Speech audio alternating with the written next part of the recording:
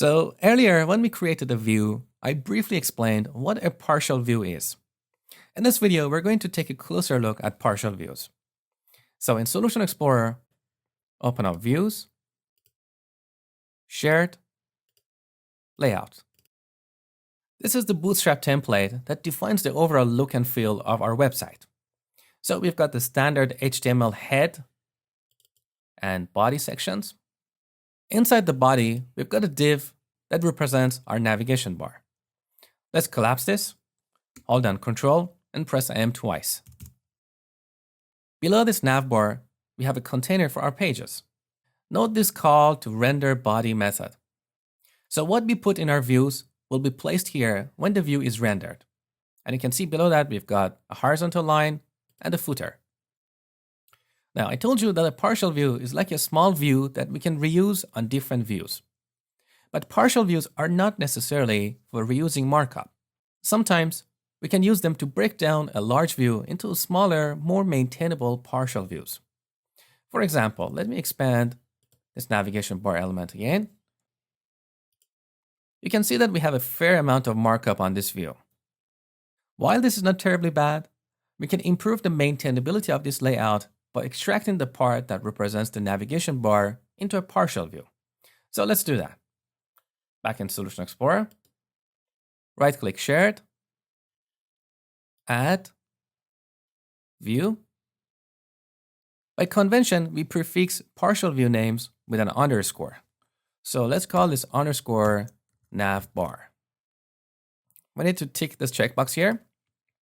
Create as a partial view. This way, this view will not have a layout. Okay, now Control Tab to get back to the layout. Scroll up a little bit. So here's our nav bar element again. Put the cursor on this element, hold down the Control and press M twice. Okay, collapsed. Control X to cut. Back to navigation bar, paste it here. Now we can see in this partial view, we only have the navigation bar, nothing else. So next time we want to change something on our navigation bar, we can simply jump to this partial view. We don't have to scroll up and down in the main layout. Save. Now back to the layout. So here's the content area of our pages. The navigation bar was above that. So here we need to render that partial view. We use @HTML. This is a property of our views, which is of type HTML helper. So it's a class that provides a number of useful methods to work with HTML.